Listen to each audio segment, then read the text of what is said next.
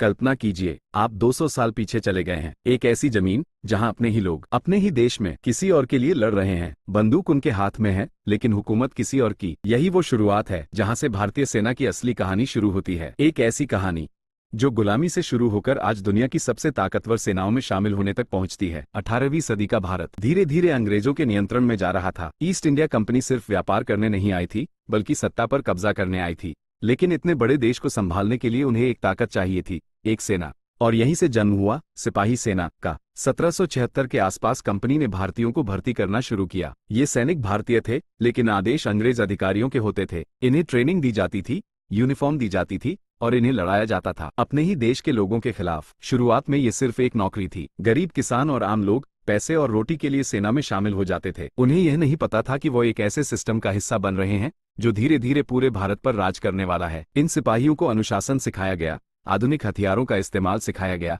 और धीरे धीरे ये एक मजबूत सैन्य ताकत बन गई। लेकिन अंदर ही अंदर कुछ बदल रहा था। एक सवाल उठ रहा था, हम अपने ही लोगों के खिलाफ क्यों लड़ रहे हैं? समय बीतता गया और अंग्रेजों की ताकत बढ़ती गई। लेकिन इसी बीच सिपाहियों के मन में असंतोष भी बढ़ने लगा। उन्हें भेदभाव झेलना पड़ता था। अंग्रेज सैनिकों को ज्यादा सम्मान और सुविधाएं मिलती थी, जबकि भारतीय सिपाही सिर्फ आदेश मानने के लिए मजबूर थे। फिर आया 1857, एक ऐसा साल जिसने सब कुछ बदल दिया। एक छोटी सी चिंगारी ने आग का रूप ले लिया और यही सिपाही, जिन्होंने अंग्रेजों के लिए लड़ना सीखा था, अब उनके खिलाफ खड़े हो गए। यह विद्रोह सिर्फ एक बगावत नहीं था, यह एक भावना थी, आजादी की पहली जोरदार पुकार। सिपाहियों ने अपने हथियार अंग्रेजों के खिलाफ उठा लिए। जगह जगह लड़ाइयां हुई, कुछ जीते कुछ हारे, लेकिन इसने एक बात साफ कर दी, भारतीय अब चुप नहीं बैठेंगे। हालांकि यह विद्रोह आखिरकार दबा दिया गया, लेकिन इसने अंग्रेजों को हिलाकर रख दिया। उन्होंने अपनी रणनीति बदली और सेना को और मजबूत और नियंत्रित बनाया। 1857 के बाद ईस्ट इंडिया कंपनी का शासन खत्म हो गया और भारत सीधे ब्रिटिश सरकार के अधीन आ गया। सेना का ढांचा भी बदल दिया गया।